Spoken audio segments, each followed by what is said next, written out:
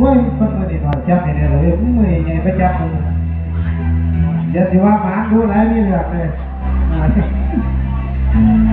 ได้ไหมเลยเลขที่ออก2 6ว่าเป็นบอกอีกนะครับเด้อเดี๋ยวหัวบอกไม่ออกก็ฟังเราจะเอาตู้เย็นไปต่อไปครับระวังเมฆชีแดงโพสีครับเวลามาบ่ได้กับตัวแทนมากเดี๋ยวงอกมา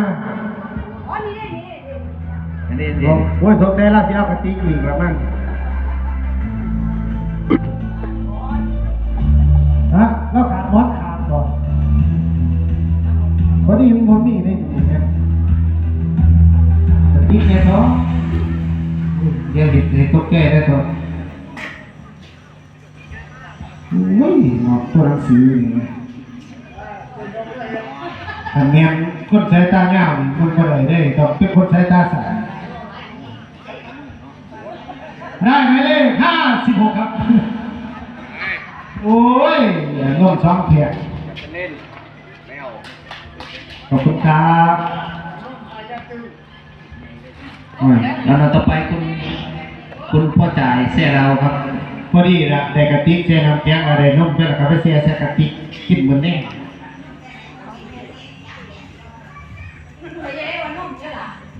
เอาขยัน2 ฟุตเนี่ยบ่ได้บอกเด้ออันเดียวเลยครับคือบอสหลุดห่างมาจับสลากให้เขาเนี่ยจงไว้ยังไงวัวแค่ขายได้หลายบาทเลยได้ไหมเลย41ครับ41ในเมียงเหรอ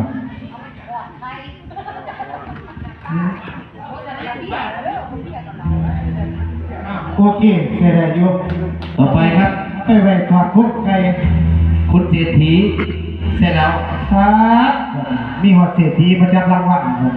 คนนี้บ่มีถูกเลย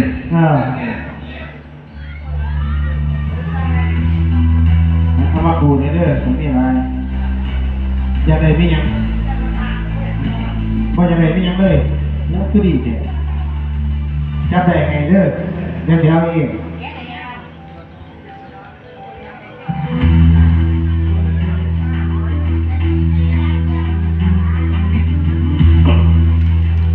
ได้หมายเลข43ครับ43เดี๋ยวแต่คือพอเลยวะเนี่ยประเดซินเบ้งเอาคุณสมบัติจอมหงส์ครับ